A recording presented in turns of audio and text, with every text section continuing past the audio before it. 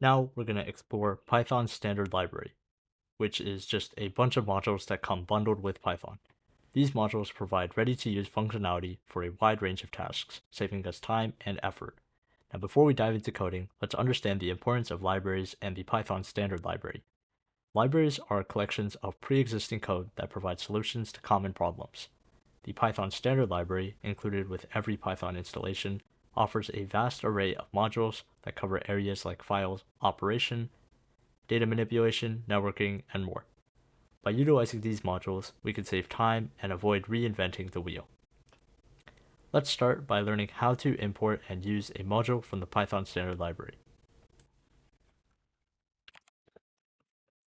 In this code snippet, we import the random module from the Python standard library using the import keyword.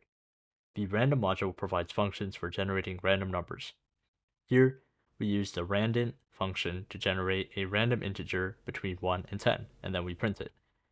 Once we import a module, we can use its functions, classes, and constants to perform various tasks.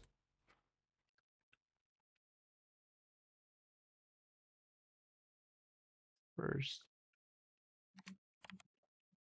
while that's loading, in this code snippet, we import the datetime module from the Python standard library.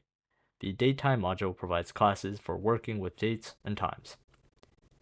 Here, we use the now function from the datetime class to get the current time and date, and then we print it.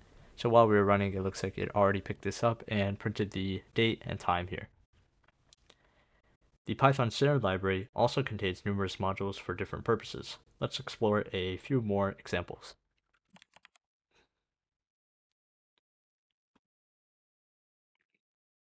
Alright, so in this code snippet, we import the math, OS, and CSV files from the Python standard library.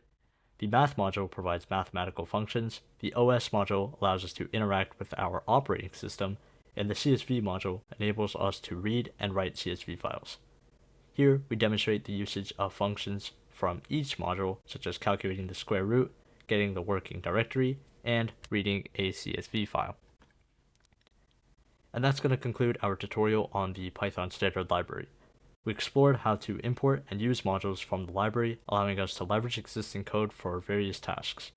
The Python standard library provides a wealth of functionality that can enhance our Python programs and save us time and effort.